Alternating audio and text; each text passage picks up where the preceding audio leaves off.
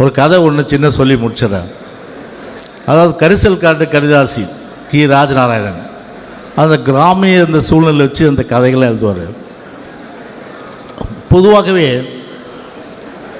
ஒரு அப்பனுக்கும் பிள்ளைக்கும் பார்த்தா அந்த கேரக்டர் வந்து ஒத்து இருக்குன்றதுக்கு அந்த மரபணு கதை ஒன்று இருக்கும்.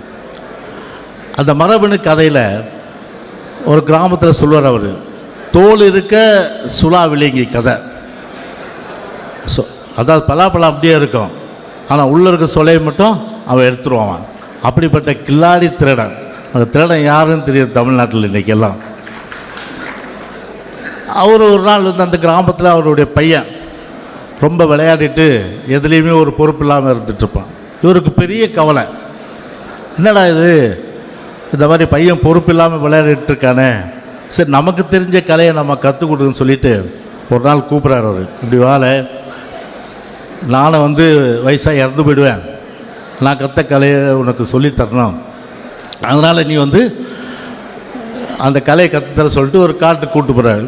கூப்பிட்டு போகணுன்னு சொல்கிறாரு. வேறு உயர்ந்த மரம், அந்த மரத்தில் வந்து பொதுவாக கழுகு வந்து ஒரு கூடு கட்டியிருக்கு.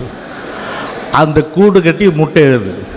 பொதுவாகவே கழுகு வந்து அந்த முட்டை இடும்போது ஆக்ரோஷமாக இருக்கும். ஏன்னா அந்த முட்டையை யாரும் எடுத்துடக்கூடாது, மற்ற பாம்புகளும் சரி மற்ற இனங்களும் சரி அதை எடுக்கக்கூடாதுனால ரொம்ப அது வந்து அதிகம் கவனம் செலுத்தும். அப்படி இருக்க நிலையில் நாம் மெதுவாக போய் அந்த முட்டையை நம்ம எடுத்துடணும். இதுதான் வந்து பிள்ளைகிட்ட சொல்லுவார்.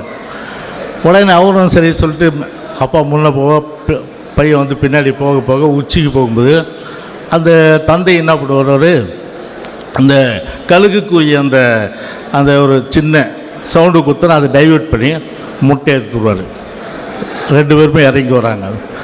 இறங்கி வந்து பார்த்தியா அவ்வளோ ஆக்ரோஷமாக இருக்கிற கழுகு வந்து தன் முட்டையை அடைக்காத்திருக்க நிலையில் அதுக்கிட்டேருந்து நான் எடுத்துட்டேன், இதுதாண்டா பெரிய கலைன்னு சொல்லிட்டு அந்த முட்டையை பாக்கெட்டில் கை விட்டு எடுப்பார்.